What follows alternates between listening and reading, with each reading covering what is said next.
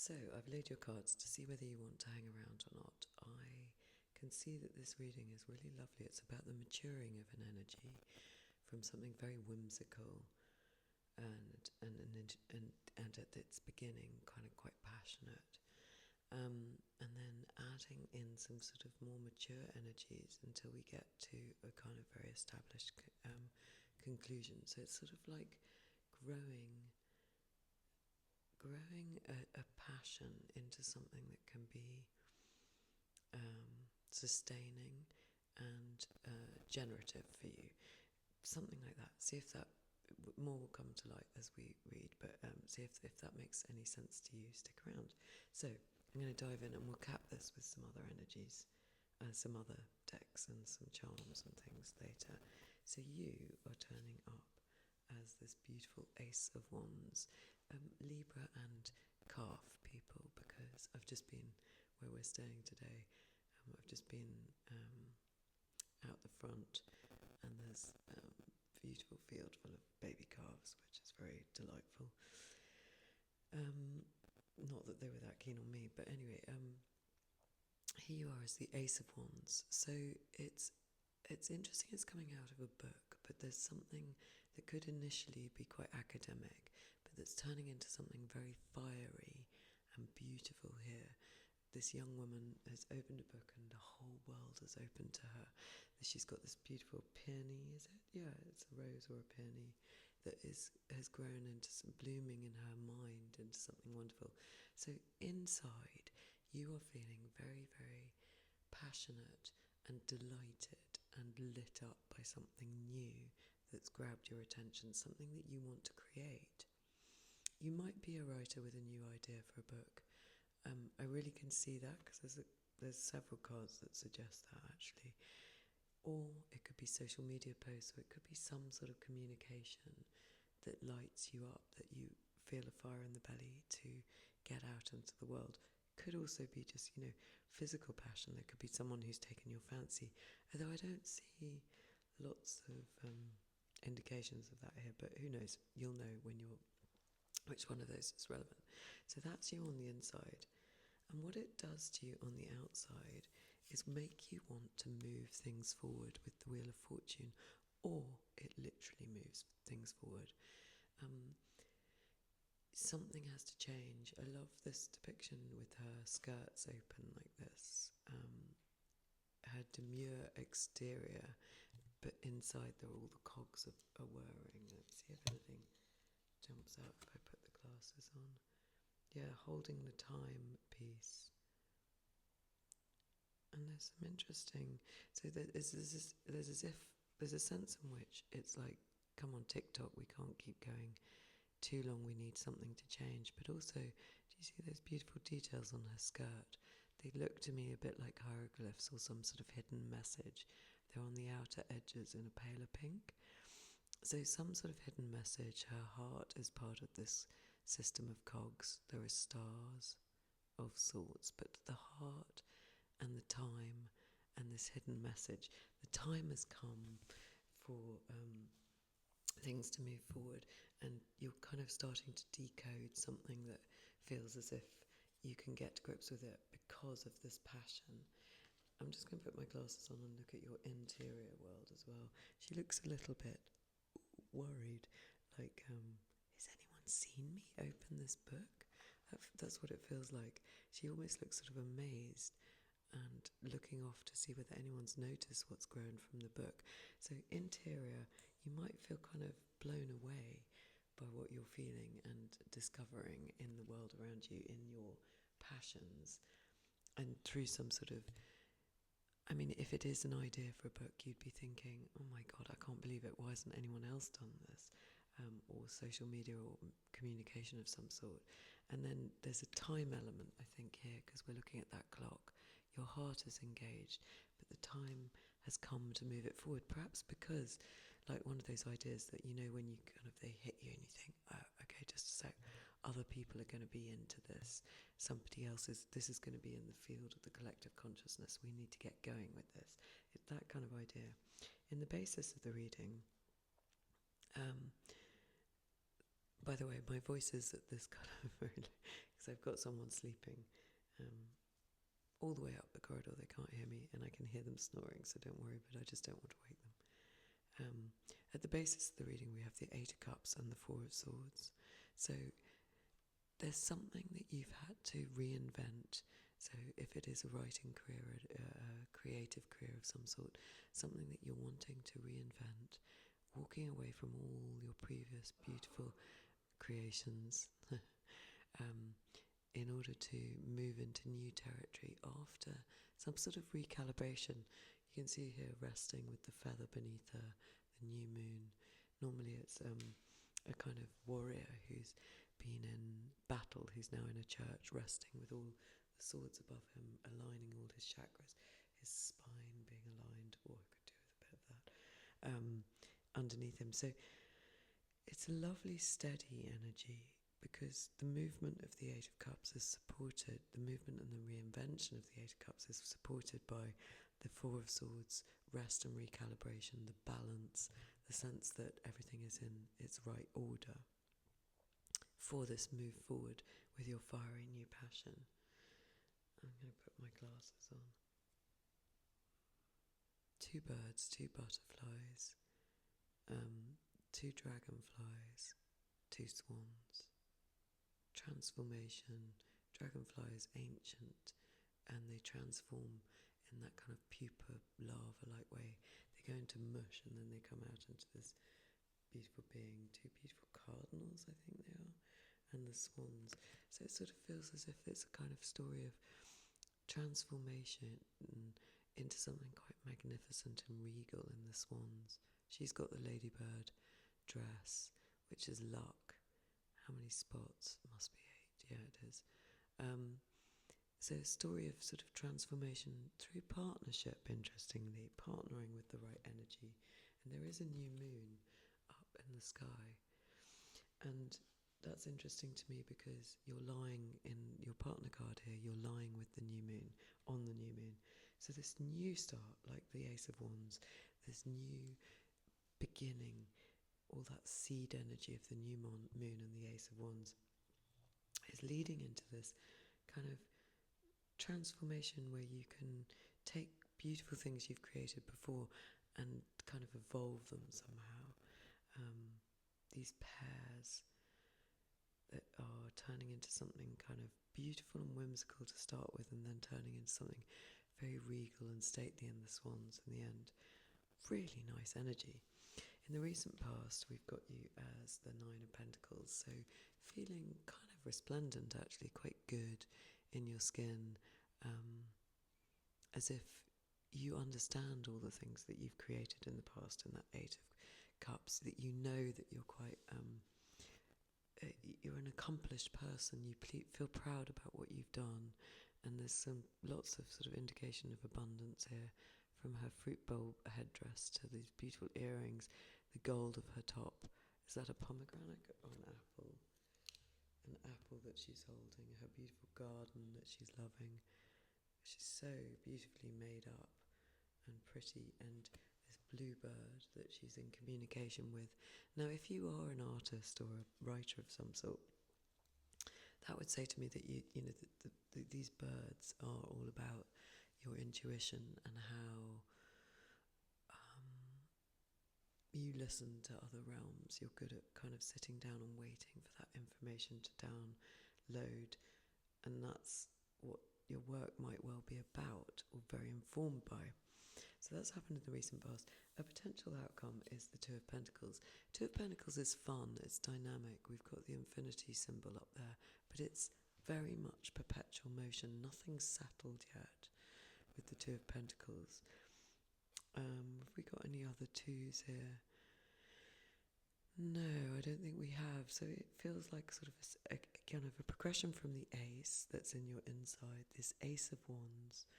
So in a potential outcome, if we just look at you resting and then allowing yourself to sort of move forward, reinvent things that you've been very good at, this would indicate that with that energy around you, before we add in your attitude, your environment, your hopes and fears,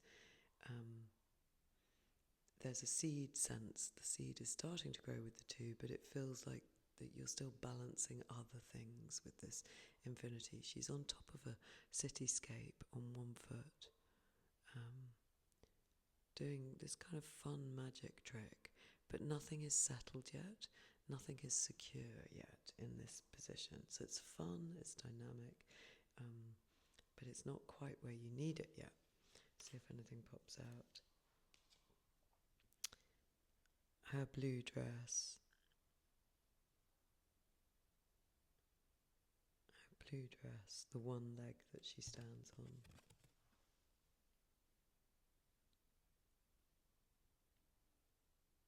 And it's lovely. She's sort of doing something quite spectacular, really. So there's a sense of sort of enormous skills, if you know what I mean. It's like you're able to do something quite exceptional, but it's not coming to fruition yet. In the near future, we add in some discipline with this emperor. So there are two emperors in this deck, which is called the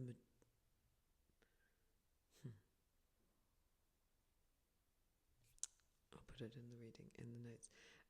There are two emperors in this deck, and we've got the feminine version here, with these pigtails tied with ribbons, and look at all these people, shadowy people, that are being controlled by him in his court. So a kind of super ego position, a kind of super responsible position of discipline and excuse me, I think that's still sleepy sneezing. So a super responsible position of discipline that is able to govern over large parts of this project and your behaviour and your work attitude. So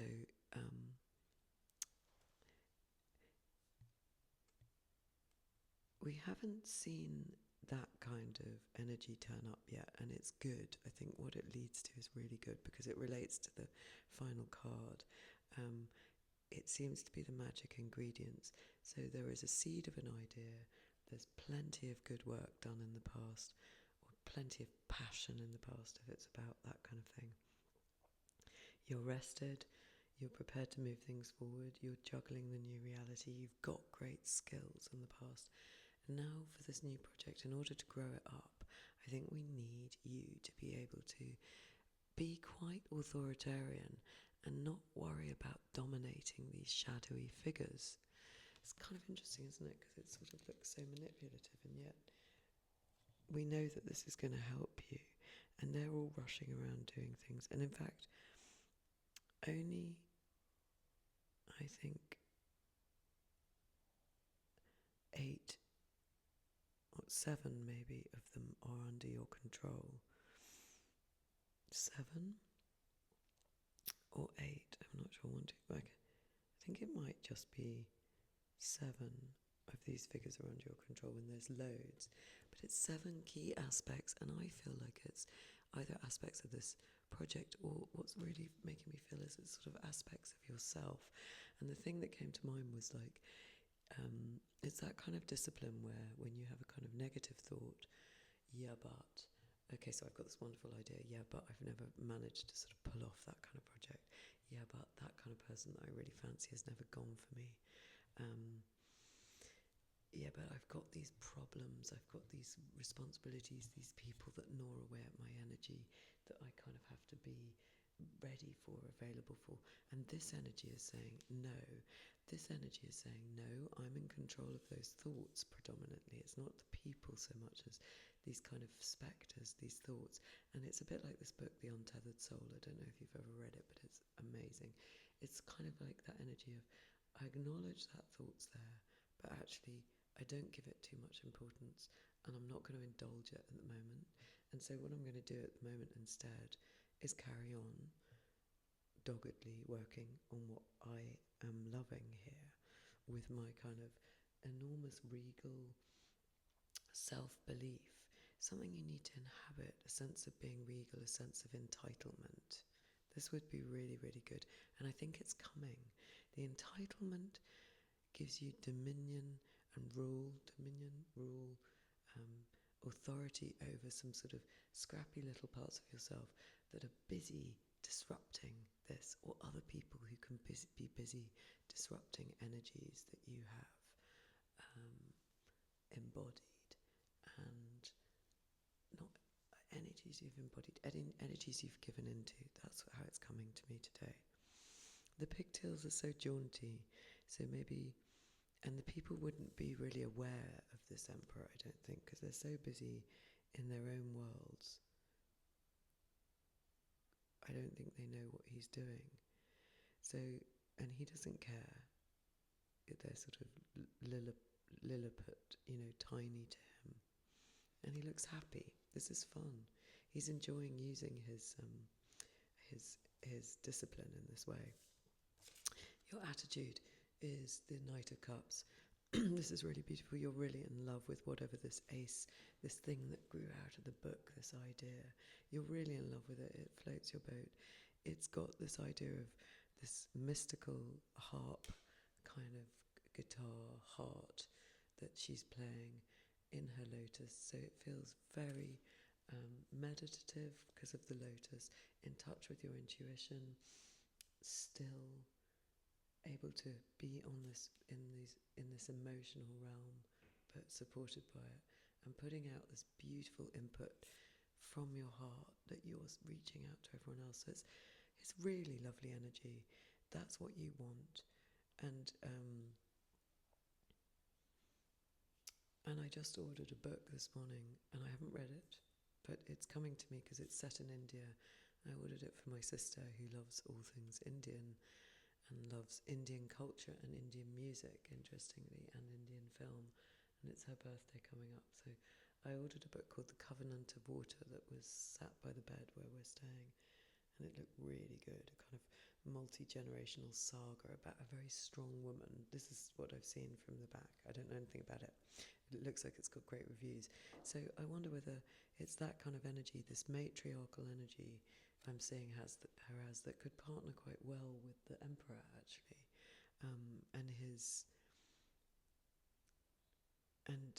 He's way above his, he's taking this sort of super position of kind of authority and won't give in to these gnat-like other energies in other people or in himself. She's much more, in your attitude, you're much more there, meditative, in the middle of this mystical environment, dropped into your heart. I just love it. I like all these little dots that are around her that feel like there are certain places where you get very kind of good noise, a sound of silence, certain trees, but also churches. We went to one on our way to where we are now, whereas if you're really silent, the sound of silence is so loud, and I think it's because you're on a kind of cross of energy lines. That's what I've always noticed about it. A very energetically fertile place. I'm getting it here. We're in a very remote part of Wales. It's very, very beautiful. And we've really lucked out with the weather. That's the sea behind me. I wonder if you can see.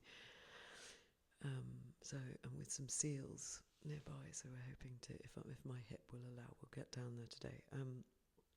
But yeah, it's that feeling of almost like you're putting out that kind of music, those dots of consciousness or delight that are coming from what your heart is playing, that what you're creating with your pen or your word or your music.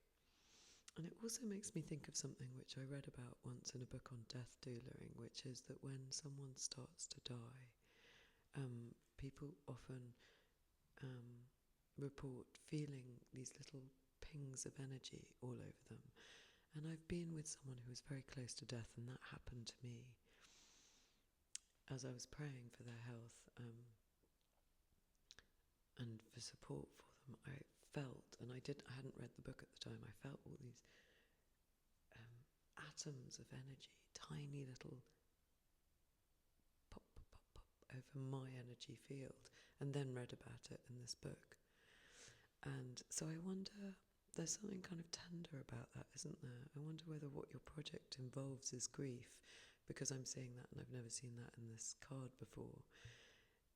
And I was speaking, we were at a funeral, really, just on our way here. I mean, we went to the funeral and didn't know we were going to come on here. This is a lovely surprise, but we've been at a funeral for somebody very important to us and related to a dear, dear friend of mine and my partner's.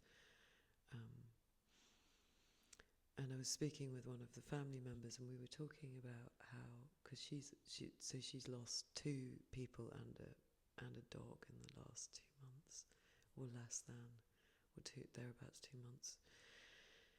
So, you know, that feeling, and she was talking about being just broken open, desperate in grief, and how that when you just give into it, you actually realise it's pure love. It makes me want to cry. It's a feeling of pure love. That's why it's so potent, that's why it's so overwhelming.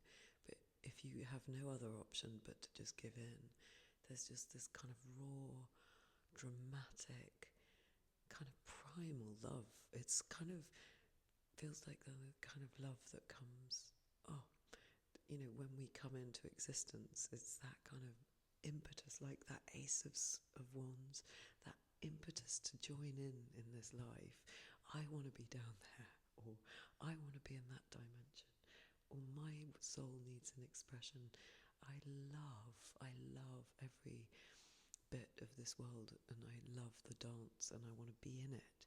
So it's that kind of raw love, and there is an element of grief that's sort of being fed into it, because it's so raw, that heart that she's got outside, that she's lovingly strumming, and you know, it shouldn't be there. And that's what grief feels like, isn't it? It feels as if you're walking around with your heart bleeding on the outside of you, but it makes a kind of music that can affect other people. That was a bird. It just flew into the window. What does that mean? I might look that up. It's fine, it flew off, it's okay. But I'll look up the symbol of it. I do think sometimes birds in houses mean grief. And I know, because I've been with, you know, we've been celebrating the life of somebody and feeling very sad about them passing, and feeling very sad for my dear, dear friend. And her lovely family, who are kind of a bit like, you know, chosen siblings to me. I know them very well from when I was younger, so I'm very connected to their feeling of their hearts. And that's interesting, the bird flying into the window. So, but yeah, this is your attitude. You want to communicate love, I think. You have a sense of some sort of sorrow or loss or grieving that gives way to something tender and painful but magnificent. And maybe this is your project. Maybe this is kind of music or art that you make, the writing that you do, the place that you're prepared to go to in your work. It's really lovely. And there's the Indian goddess that she must be a depiction of. I haven't got the little guidebook, who's called Sarah. I just went to, sorry, it's so sort of useless of me, I just went to a festival earlier this year in honour of her, and she's the goddess of music and the arts and learning and kind of expression. So there were all these beautiful kind of pieces of work that these children offered, like singing and poetry at this Indian festival that I went to. So it's got that kind of tender, and that makes me think of, you know, daring to put your art out there as well, because these kids were brave, and every one of them was quite sort of touched you, whether it was dance or a little boy singing a song, or a young woman of sort of maybe 14, 15, stood up and read a poem, and I will try and look up the poet's name, because that was really beautiful as well, and it was about a kind of being in love with the process of life. I'll put a link to that poem. because I went and found her afterwards and asked her what it was, because I loved it so much. So I think it's a traditional Indian poet, quite famous. So it's that kind of tender work. That's your attitude. I'm spending a lot of time on it because there's lots coming from that card. In your environment, the Ace of Wands. So this is traditionally fast. It's communication. It's goals all aligned in one direction. And in this depiction, we've got this kind of elaborate get-up of umbrellas that are all put together into this rather amazing kind of contraption that's allowing her to fly. So it's like your art allows you to fly. It's like eagle's view that your art gives you, as if you're connecting to other realms, to, when you're in an aeroplane and you sort of, I always feel as if like something's coming to me from somewhere else. And when you write, which I do, you feel as if, where's that coming from? You sit down and you become the channel. A bit like what I'm doing here. Often I've got no idea, I give you a little précis at the beginning because I can vaguely see what it's about, but the details are only clear when I start to speak. So this is your environment. You're either with lots of other artists, or you're very focused on this goal, or you're scribbling away or creating away, or all your goals are aligned, and it's giving you a real buoyancy and delight. Look at her little legs. She looks so happy. What's her facial expression like? What is that facial expression? There is a touch of sadness there, isn't there, still?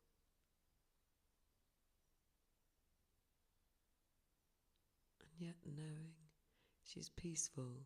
She accepts loss, though, that face. It's absolutely wonderful.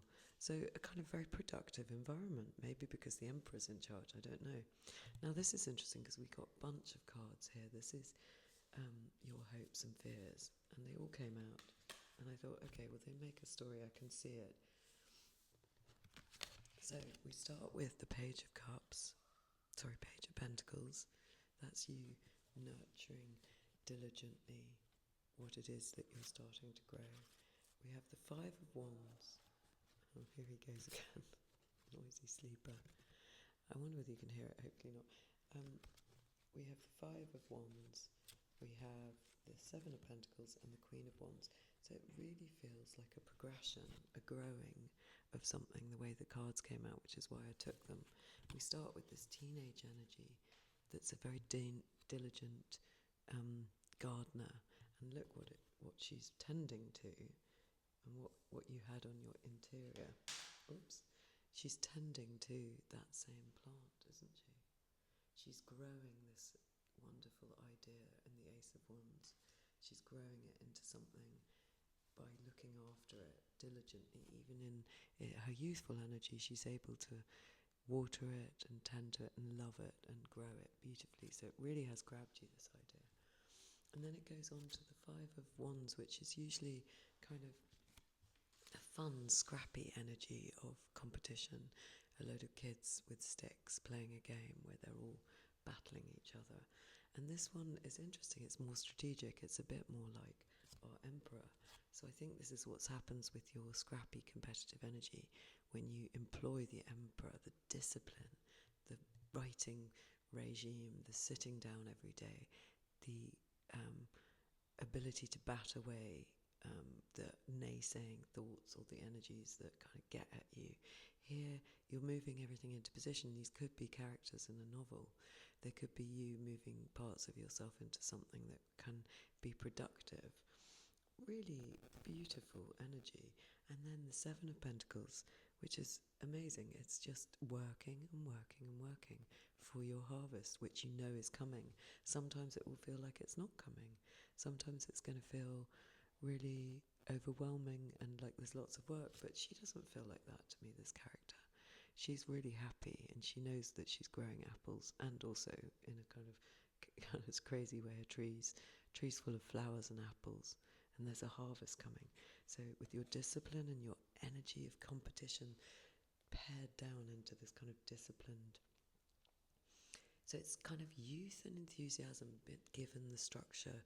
So with the Page, youth, the Ace, youth, and young and new, and with the Five of Wands, it's a very young energy, but all of them have got this kind of responsible element, this kind of disciplined element that makes them very productive. The Page of Pentacles, because it's Pentacles, she's actually the diligent page. She's the one that works. She's the kid in the class that sits down and takes all her notes and is really excited.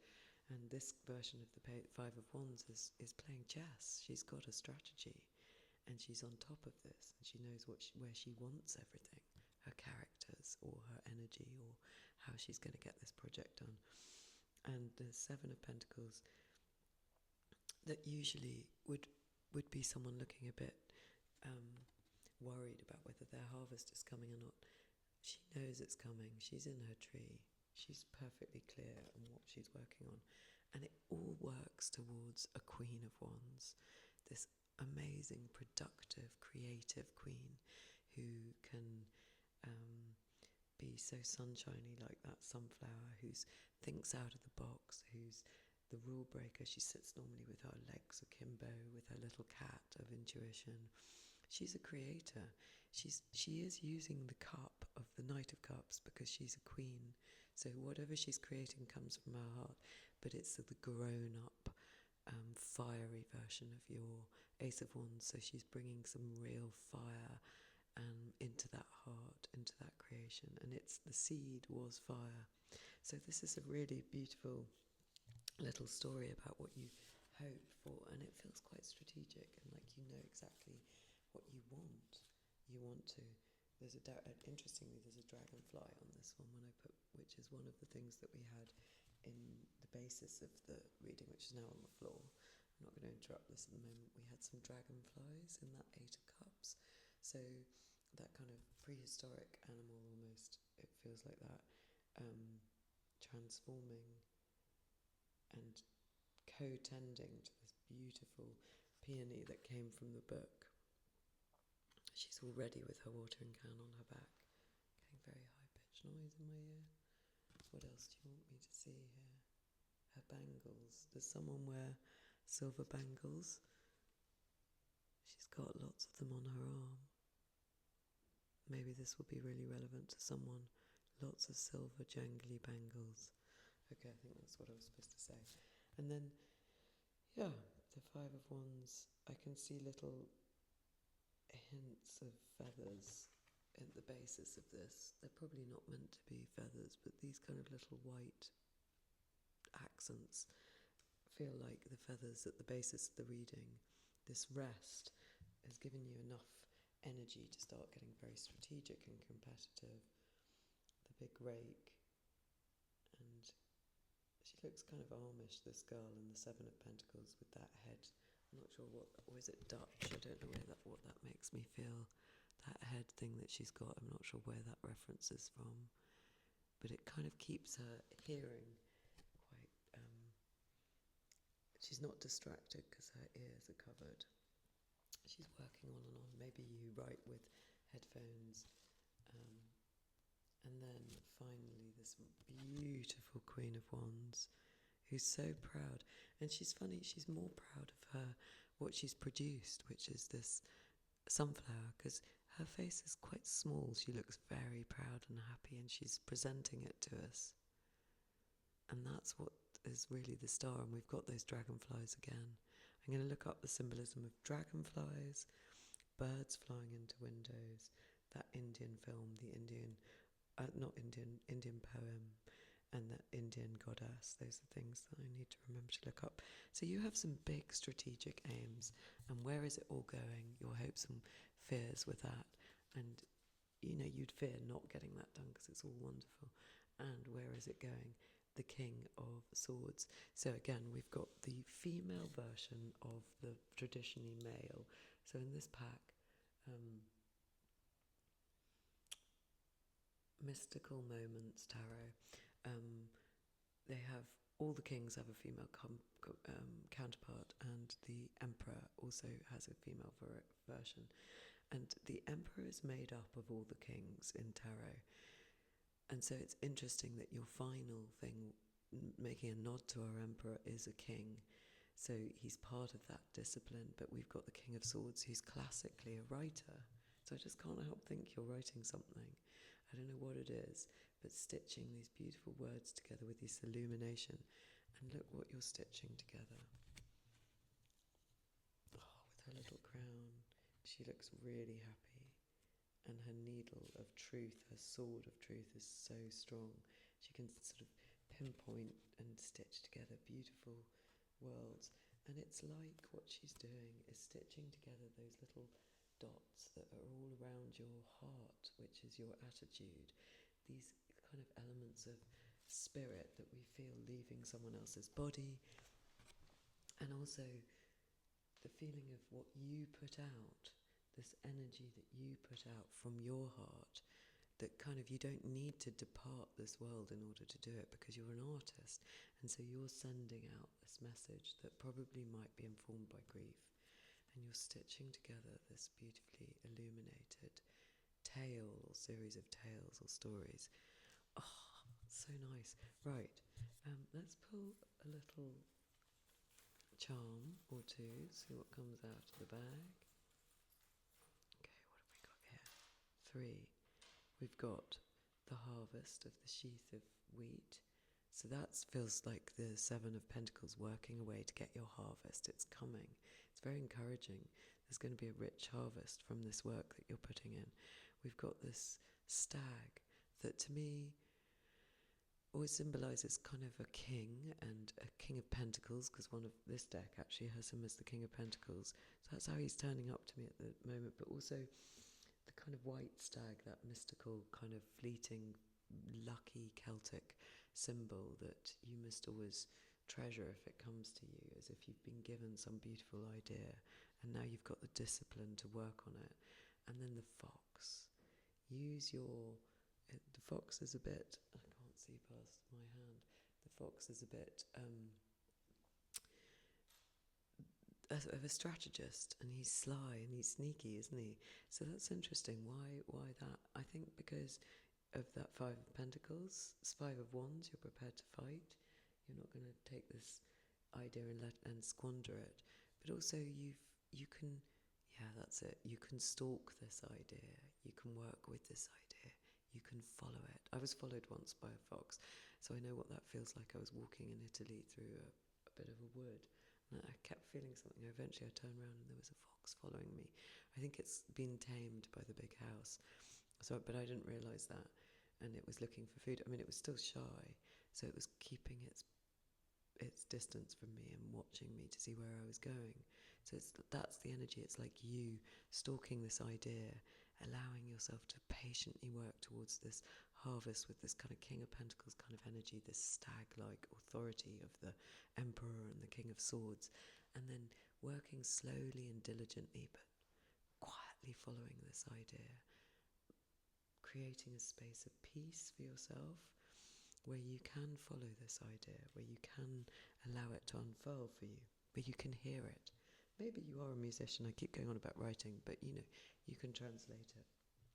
Right, I'm going to put this down and we're going to pick 2 more cap cards. I haven't got the book for these, but we'll just read them intuitively. One is the Enchanted Forest, which we'll start with.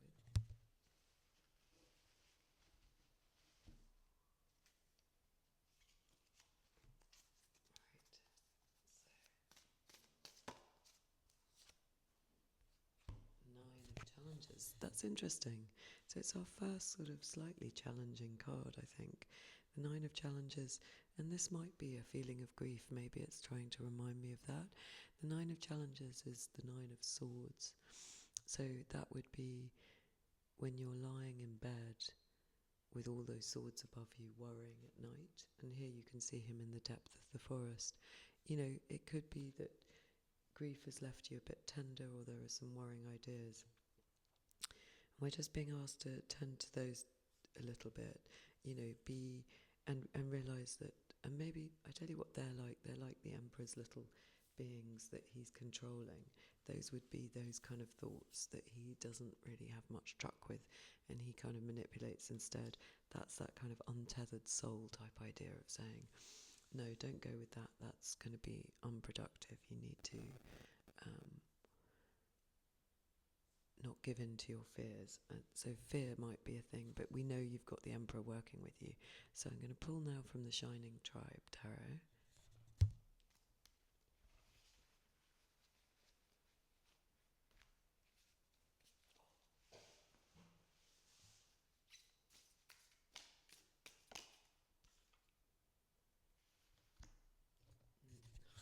The Knower of Trees.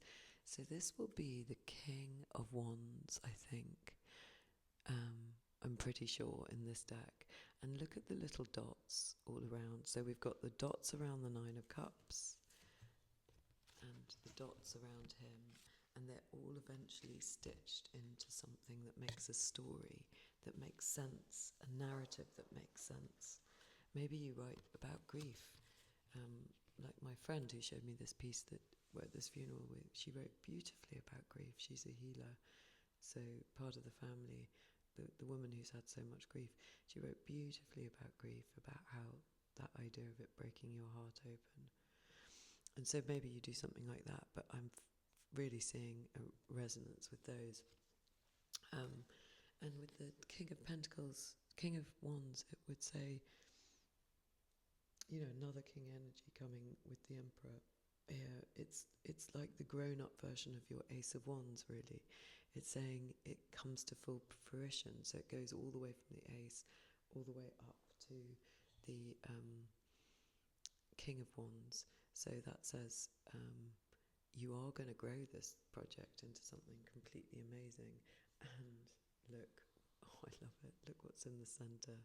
It's that peony again. So even without the book, the cards will talk to you. I love it.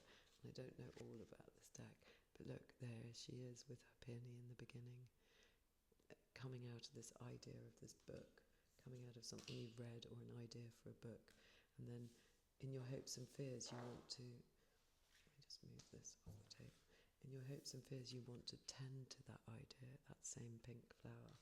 And then look, here, right at the end, it's in your heart.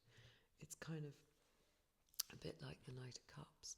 You've become one to the flower, with the flower. It's in your heart.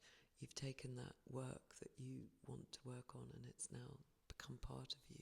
It's part of your canon if you're a writer. It's part of your being. You understand it. You've nurtured it. You've grown it. It's so beautiful.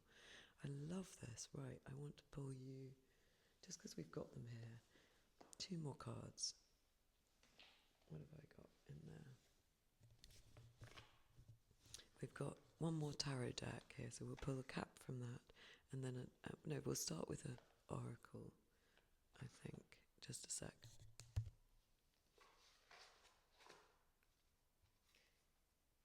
So this is the companion deck to the tarot that we've laid here. This is the Mystical Moments Oracle. I don't know it, but we've got the little book, so let's see.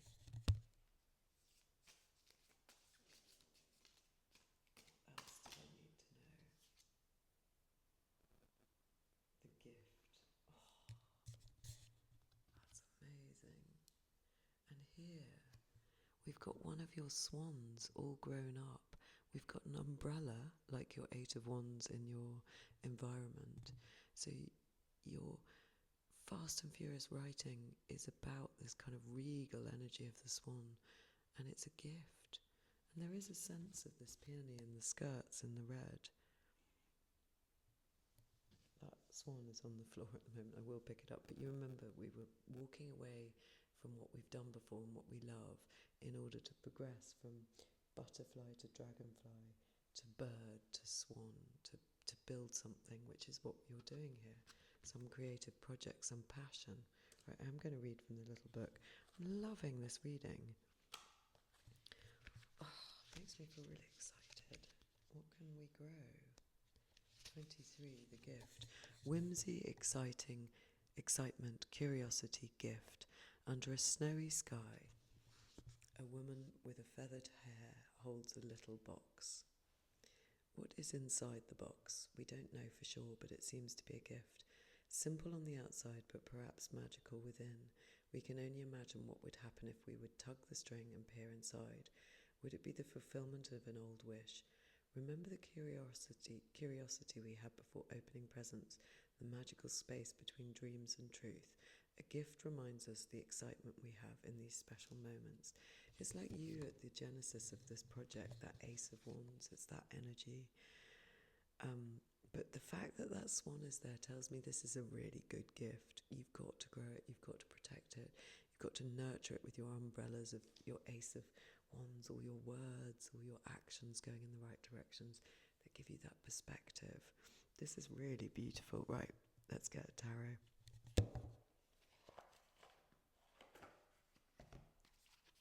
Right, what do they need to know? So after this reading, you'd like to focus on the Ten of Wands. Yeah, it's saying with the Ten of Wands, you're going to have to work hard for this. That's all your passion. It could even become a bit obsessional. I'm going to cap this because I want to get you from being obsessed. But to be honest, in this case, I think it is something that would obsess you. You adore this project. It's so good to you. It's so lucrative. And actually, he is getting into town. Usually he can't see in the Rider-Waite. He can't see beyond his bundle. Here, actually, interestingly, and that's the purpose of this card, he can see, and he is coming into town, because we usually say, oh, be careful, you're going to miss town. You're going to walk past it because you can't see past your sticks. But he can see, he knows where he's going. He can deal with this level of creative passion. We'll have one more.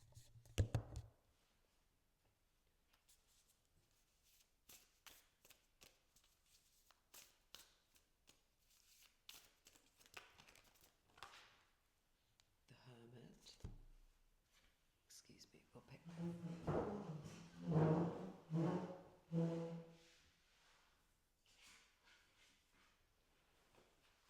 I've rescued him with the swans. That was what I was talking about. Grown-up swans in the way you reinvent. Oh, and the sun.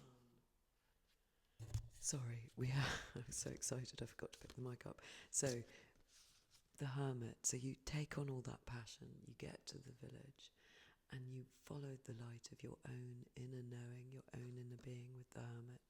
Usually it's a star and a lantern. Here she's got a little beautiful candle, and she's walked a very long, arduous journey here up the mountain in order to find her own true path, her own true story. And what does it give her? The sun, the most optimistic card in the deck.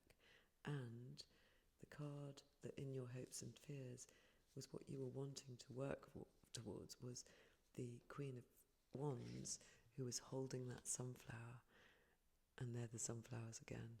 So it's just optimistic, manifesting beauty, delight in your creation. I could not love this more for you, Libra.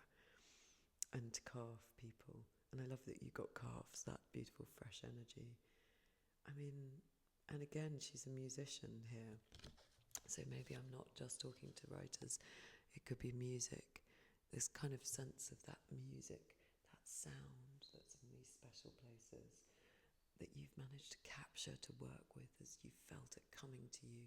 You've then able to give it off with your beautiful music that you're creating, your art. Whatever form it is, I'm sure you're a creative. I'm sure there's something, if you're not doing it now, you should be doing. It's so amazing. One Rider-Waite. Anyway, you can leave when you want. I'm just going to do one final Rider-Waite.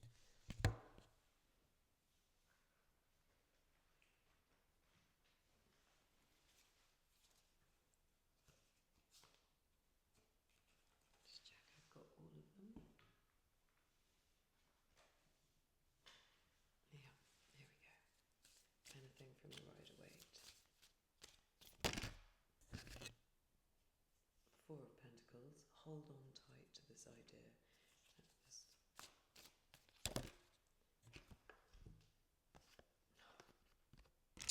So hold on tight to this idea. It's worth it, okay? In your ability to see the world in probably quite an unusual way with the Hangman, you transform through your art. You know, your spareness of words, or your elaborate words, or your poetry, or your music gives us all a transformative feeling of the world that makes sense of it for us. That's what your art's doing. And the King of Wands, Court Swords. So this was your culmination card here. has turned up again. So this is where it's all going. You are creating something really beautiful. You are stitching together a story, a piece of art that we can all appreciate, that's very valuable. It's amazing. It's absolutely amazing. I love that King of Swords turned up twice in this kind of culmination. The writer's card. I think you could well be writing, and if you haven't considered doing it before, think about it now. Thank you so much. This is a long reading, but it's a beautiful energy where I am, and I hope this gives you some encouragement. See you again.